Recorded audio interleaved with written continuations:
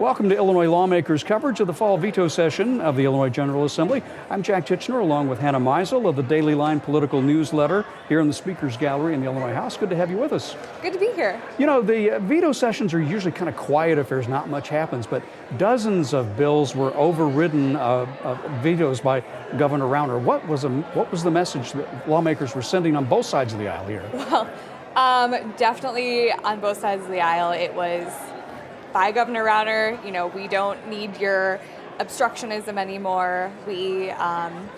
I've heard people, obviously Democrats, but a lot of Republicans I've heard privately say, you know, we really just want to stick it to the governor. He vetoed and used his power of mandatory veto on a number of bills, more so than a lot of governors before him, and but predictably, he was shot down on a lot of them. One of those big ones had to do with changes to Senate Bill 2481 that raised the limit on awards from the Illinois Court of Claims from $100,000 to $2 million. It was noteworthy for a lot of reasons, but it had to do a lot of that with the problems that they've had with Legionnaire's disease at the Quincy Veterans Home. Right. So earlier this year, WBEZ, Chicago Public Radio, they had done a lot of investigation on this, and they had found that to get an award, people would have to go through the Court of Claims, and 1972 capped that award at $100,000. Now the bill, a lot of criticism came because the bill is not just limited to the Legionnaires situation. Right. It's applied to anyone who would bring a lawsuit against Illinois through the Court of Claims. And so people were like, $2 million sounds awfully arbitrary, that sounds really big. But in the end, on Tuesday, lawmakers overrode that veto. There was also the bill having to do with the Voices Act for immigrants who have been victims of crime and having to deal with their visas. Right, so the Voices Act, that gives a 90-day deadline for law enforcement agencies to file paperwork that gets the ball rolling on, say, if I am an undocumented immigrant and I was the victim of a crime, I would be eligible for these U and T visas, which are available to people in those kinds of situations. However, it doesn't automatically mean that they would get those visas, and it's a very long process. The governor did post a win, though. The House failed to override that Tobacco 21 bill that would have raised the minimum age to 21 to buy cigarettes, cigars, vaping, things like that. Yes, vaping it's just exploded, and the gains that in public health that have been made with youth not smoking in recent years have kind of gone backwards, and so this was a bill, and now it's the fifth time that they're trying it, or the fourth year, and so they want to try again, although yesterday in the House they picked up about 14 Republican votes. So that one, we may see that again along with some other things in the new session. Hannah Meisel, thanks so much for your time here on Illinois Lawmakers. We always appreciate. She reports for the Daily Line from Springfield. Democratic House Majority Leader Barbara Flynn Currie of Chicago is our featured newsmaker on this edition of Illinois Lawmakers. Good to have you here, Leader. Thank you very, very much. It's kind of a bittersweet occasion. We were just talking before we rolled this interview that I've been talking to you since 1991, and you'll be retiring at the end of this term. I will be gone in January, no question about it, and it is bittersweet. I've had a wonderful, wonderful opportunities to work in this legislature, and there's no question I will miss it after I finish the job. And there's a ton of people who will miss you because you've been there for them as a mentor and an advisor for decades here and have benefited from your good counsel. 40 years to be precise. But you're going out on a high note for a Democrat. There will be a new 74-seat supermajority in the House. There will be. And how do you look at your crystal ball? How do you think with that in the House and a new, stronger supermajority in the Senate, a Democratic governor, how are Democrats going to play their hand here at the Capitol? I think they're going to work very well together. I think the issues that matter to the incoming governor, J.B. Pritzker, and the issues that matter to the strong a delegation of Democrats in both the House and the Senate. I think they will mesh nicely. I think they will work together. I don't anticipate that there will be overrides of gubernatorial vetoes, as we have seen happen this week with Governor Rauner, where most of the bills he vetoed have been overturned by members, bipartisan groups of members in both the House and the Senate. I really think that JB will be about collegiality, and I think that the issues that he's talked about in the campaign are issues that many, many, many of the Democratic victors in the House and Senate have talked about too. Let's talk about some of those. One of the things that's been a hallmark of his campaign was moving Illinois away from this flat income tax rate that we've had since we first had the one. inception, since right, 1970. to a progressive income tax. Right. Now that's going to take a change. That's going to mean changing the Constitution. Right, and it's going to be hard, I think, to get 71 Democrats to vote for it in the House. I don't know that it will be as tough to get 36 Democrats in the Senate. We have not had all Democrats supporting resolutions to move to a graduated tax. We have not seen quite that number in times past, but I'm hopeful that the fact that this was such a linchpin of JB's campaign, I think that may help people move off the dime. We'll see where we go. But again, remember, this can't happen until the ballot in 2020, and then, of course, it would require approval of the electorate. So we're some time away from that, but we are. So that means it's also not going to be an immediate solution to the state's fiscal problems, the $7 billion backlog of bills, and the increasing pressure that pension payments make upon state revenues generally. One of the things that J.B. Pritzker talked about in the campaign was trying to step up those payments to try to bring that long-term debt down a bit. Yes. Where's he going to find the money to do that? Well, he's talked about legalizing recreational marijuana as an example. I don't think that brings in enough to do the job, and I don't know exactly how popular that will be among both the members of the House and the members of the Senate. People have been working on it for the last several years here in the House and in the Senate, but I'm not sure there will be majority support at this point. Maybe needs a little more work on that front, but that certainly is one place to look. People have talked about expanding gambling. Yes. I don't know that you bring in a whole lot more money. We certainly have plenty of gambling in the state of Illinois today, between the riverboats on the one hand and the gaming in bars and restaurants. You may have already saturated the market.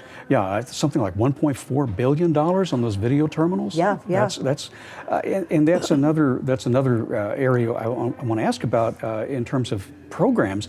One of the things the state desperately needs is a capital bill. Absolutely, and the last one was in I believe it was 2009. This has been a very long time, and I can't imagine that JB will not try to get working on that as soon as he takes office. And people have been talking about capital for a long time, but there's no question we need it.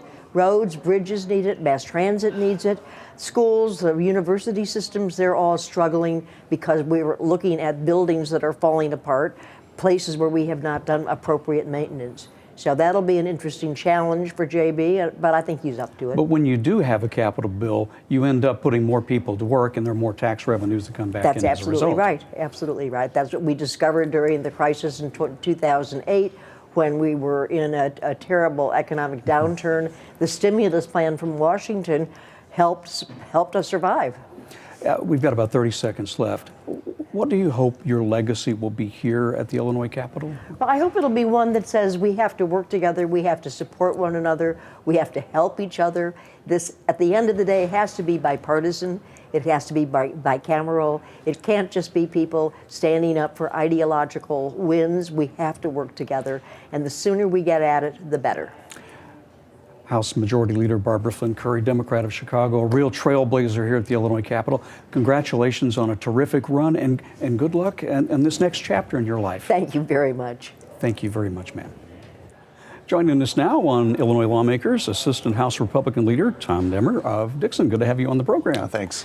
And congratulations on the move up in the House Republican caucus. That's happened since the last time we talked. Yeah, that's right. I appreciate it. Thank you. It's a vastly different landscape as we end this session and look at ahead to the spring. The House Republicans lost a significant number of seats. The Senate Republicans also suffered some losses over there, and the governor's office is going to be in Democratic hands. How do Republicans in both the House and Senate here look at this new playing field and get their input into the process? Well, it certainly was a difficult election year. You know, we had a lot of hard-fought seats in different parts of the state. We were sort of swimming against some momentum that the Democrats had going into the election, and so we dropped several seats.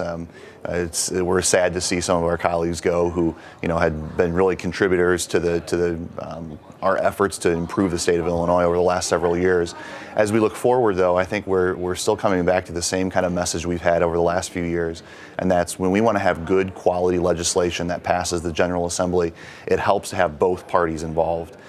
Leader Durkin has been consistent in his message for the last couple of cycles that when you engage House Republicans in negotiating compromise bills, we get a better product at the end of the day. We've been willing and able to work together with Democrats in both the House and the Senate to produce those bills, and I think that looking forward, even with reduced numbers, we're still ready to be at the table, working on a bipartisan bill, and hopefully improving the process and the outcome. There has been more bipartisanship in the last couple of years here. We saw a number of House Republicans last year, of course, side with hiking the income tax and overriding the governor on that. And in this veto session, there's been a lot of bipartisan activity in overriding some of his vetoes, dozens of vetoes, in fact. Yeah, that's right. And, you know, I think with most of those vetoes, if you look back to when they originally passed the House this spring, they had more than veto-proof majorities there. So I think there wasn't so much a chance of, you know, folks flipping their votes. There was a little bit of that, but more so it was people being consistent. When the bill passed earlier this year, a number of Republicans supported those initiatives, and they simply supported them again this veto session. Let's look ahead to the spring session a bit. The new governor-elect, J.B. Pritzker, has some ideas about moving to a progressive income tax. We haven't seen much in the way in the details on that. How would Republicans approach that issue? Well, I think you have to approach that issue by thinking of an individual taxpayer. So a lot of times the comparison gets made of what's Illinois' income tax rate relative to other states, but we have to take it from the perspective of an income taxpayer who's not just paying income taxes. They're paying sales taxes, they're paying property taxes, they have other, you know, local fees and taxes they have to pay. And you have to think about the overall tax burden that a person has. And when you look at Illinois' overall tax burden, we're much higher than other states are. So it's kind of an anomaly to say that our income tax rate might be lower when overall the burden that individuals and families pay is much higher. Well, because if you look at property taxes, and that's one of the things that's one of the big headaches for people in the state of Illinois. I think we're tied with New Jersey, and that's not an area we want to be tied with.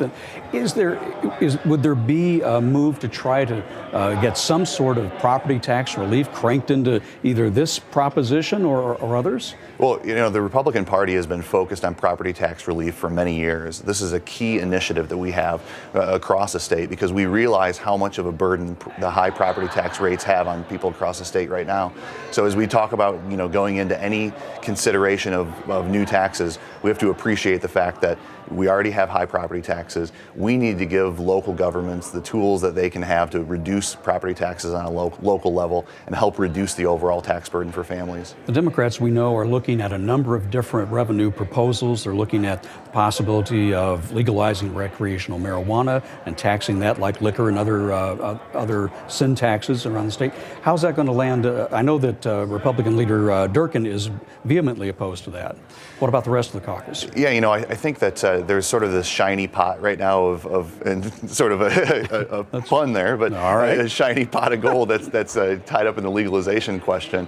But the thing that I've seen is you have 5 or 6 different people who are thinking they're going to spend that money.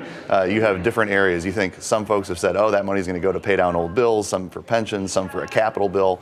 I think we have to be careful with the allure of easy money and the fact that it's been spent 3 or 4 times already. Well, we've still got something like $7 billion in overdue bills. You've got $130 billion in unfunded pension liabilities. So a lot of that money's already spent, no matter how it comes in. Plus, you want to try to get a capital bill. We've got about 30 seconds on that. Is that a likelihood? Yeah, I think a capital bill would be something that both Republicans and Democrats are interested in working on together. But you're right to bring up the fact that we have a lot of obligations we've already made that we struggle to make our end on, and I think we need to be cautious of that going forward. Assistant House Republican Leader Tom Demmer, thanks so much for your time. Thank you. Appreciate it, sir. Thank you. Joining me now on Illinois Lawmakers, Assistant House Majority Leader Greg Harris, a Democrat from Chicago who chairs the House Human Services Appropriations Committee. Welcome back to the program, sir. Well, thanks for having me. You're in leadership and, of course, one of the point people on budget making when it comes to the House Democrats in recent years. A whole new reality for you coming into the spring with a supermajority in the House of Representatives again and a stronger one over in the Senate. Yeah, and the other thing we're going to have is a governor who has made it really clear he wants to work across the aisle with both Republicans and Democrats to solve some of the budget problems we have, not in a temporary stopgap way, but I think Governor Pritzker is going to work to fix a lot of the systemic problems that the state has grappled with for so many years. One of the things that struck me right out of the box is how he's reaching out to both sides of the aisle and putting some of these transition committees together.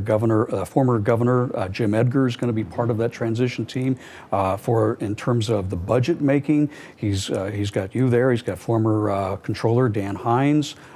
Christine Radogno, the Republican leader of the Senate. Some of the best minds in the business when it comes to actually understanding how Illinois does budget making. Well, and also we've spent our first session getting our arms around the size of all the problems we face, the pension debt, the issue of the rising cost of health care for both our employees and for our citizens, what our tax system looks like, where it is inequitable, how we can make it more progressive, and be sure that those who are making the most are paying their fair share and providing some relief for working families and working poor. We talked about that a little bit earlier with House Majority Leader Barbara Flynn Currie. It's going to be kind of a long process to get to the point where you actually may put together a progressive income tax for the state of Illinois. One of the chief criticisms of J.B. Pritzker back during the campaign was the lack of specificity on how those brackets would come together. That's going to be a complicated matter. It's really going to be complicated. And if people want to look at one way this could happen, if you go to the Center for Tax and Budget Accountability's website, they've done some modeling of what different rates would look like. But what this shows is if we have a progressive tax in Illinois, like almost every other state does, and like the federal government does, for over 80% of Illinois families, their taxes are going to go down. And in a progressive tax situation, that would mean then that those who are the millionaires, the billionaires, the people with the highest income and investments in the state are going to have to pay more. But working families will be paying less. What are some of the areas you're looking at in terms of new revenue streams? One, of course, is the possibility of legalizing recreational marijuana and taxing it, much like we do liquor in the state of Illinois. How much might that raise? And there are differing estimates, and it will be several $100 million, and it will be a good chunk. But our problem is bigger than that. We have to figure out a solution to pensions, but another source of revenue I think that we've overlooked is we've not been nearly as aggressive as other states in bringing in federal matching dollars for a lot of programs that we're already spending money on. So if we can continue to do those programs, get an application in to federal CMS and get federal money to pay 50%, that's more money that can go to our schools, to our colleges and universities, and to other operations. One of the areas we talk about a lot, of course, with your interest in human services, is that area has been severely hollowed out in the last 3 to 4 years as a result of that budget impasse. Higher education took many hits as well.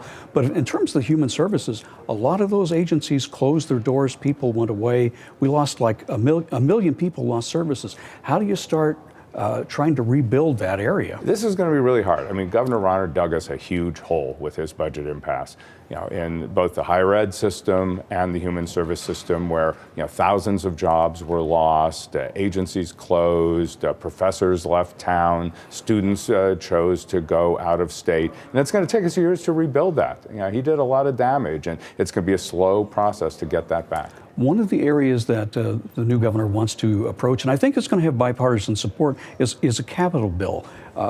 How do you put one of those together? Because you've got to find a revenue stream source, yeah. to get that going.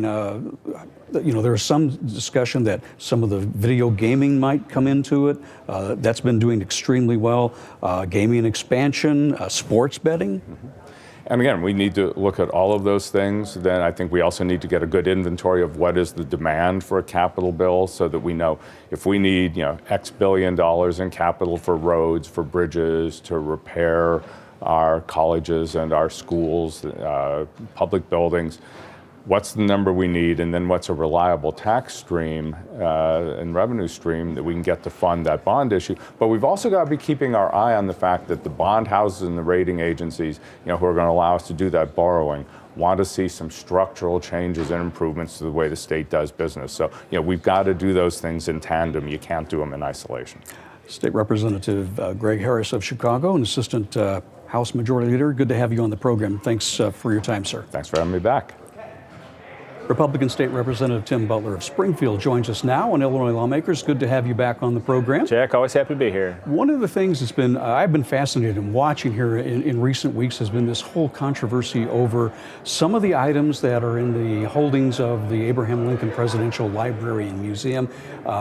They took out a big loan years ago to try to acquire a lot of Lincoln memorabilia. And there's some serious questions now about the provenance of some of those, like the stovepipe hat, for example. You've been holding hearings on that. Where are we in the process? Well, as somebody who represents largely the Abraham Lincoln District and lives here in Springfield, obviously the museum's a big issue for me. The House Tourism Committee had a hearing a couple weeks ago about really about the foundation overall and the provenance of the hat and some of the dealings that have gone on with the finances of the foundation. There wasn't a whole lot that came out of that hearing other than, I think the idea that we want to move forward and try to find a way out of this financing issue that the private foundation has. Mm-hmm. I've filed an audit resolution in the House. Senator Barrickman has filed an audit resolution in the Senate. We believe there's possibly some avenues, even though they're a private foundation, their relationships that they have with the museum, which is a state entity, may give the Auditor General some ability to take a look at the audits a little bit. But I think at the end of the day, we got to figure out with the foundation, which again is a private entity, what the path forward is in paying down this debt on the taper collection, which stands at about $9.7 million right now. And also we've got to get a lot of these questions answered about the provenance of the hat and figure out, and some of the other items in the collection. And if we can't say that it's Abraham Lincoln's hat definitively, the museum needs to figure out how they're going to tell that story of the hat. And so we'll see what happens. It's been really interesting. There have been DNA tests done on the hat and all sorts of things, and not everyone has been talking back and forth about that particular item in particular. Well, the foundation somehow engaged the Federal Bureau of Investigation to come in and do a DNA analysis on the hat. And the hat itself is held by the museum, the state entity, in the vault at the State Museum. But the foundation, a private entity, got the FBI to come in kind of under the cloak of darkness to do a DNA analysis. And that's something that really concerned me, because if you're going to have the FBI come into a state facility, I would think you would want everyone to know what is going on. And that was held from the museum, was held from the public, and that's really kind of what prompted a lot of the questions that we have going on right now about the collection. So I don't think these questions are going away anytime soon, but we're going to continue to work on it, and hopefully we can get to some resolution on it. Sounds like in the meantime there could be one heck of a novel written about this. On a happier note, you've been co-chairing the Bicentennial Commission in the state of Illinois. How's that been going? Well, I think it's been a great year for Illinois. The Bicentennial Commission has endorsed over 500 events across the state this year that have been bicentennial-related events. We've been able to do things like a STEM grant program out to schools across the state, a dedicated K-12 curriculum with books and everything that have gone out across the state to students to teach them about Illinois history. It's going to culminate on December 3rd with our big celebration in Chicago. That'll be a great celebration of everything that is Illinois. So I think it's been a great year to celebrate Illinois. Maybe it's flown under the radar screen a little bit with all the other challenges we have in the state, but it's been a really good opportunity for us. Let's touch on some of those challenges. We talked with Tom Demmer a little earlier on that from the House Republican leadership.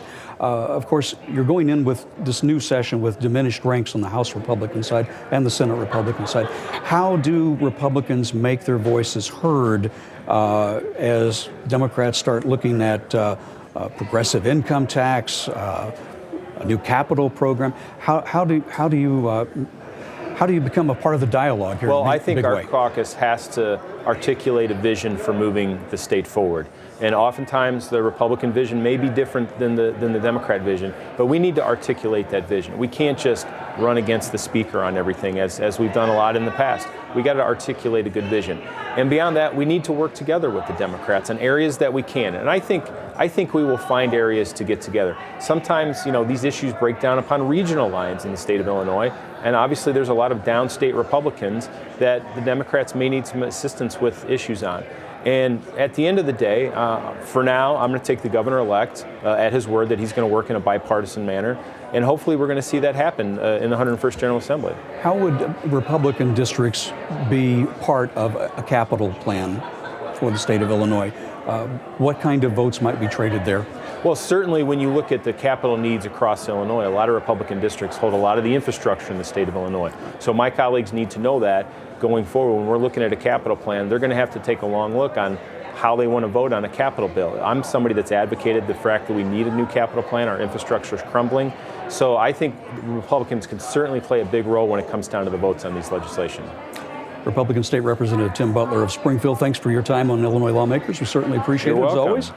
Always a pleasure to hear from you. And that is it for this particular edition of Illinois Lawmakers. We'll be back in January and February with the speeches, the State of the State speech, and the budget message from the new governor, J.B. Pritzker. From all of us at Illinois Lawmakers, so long from Springfield.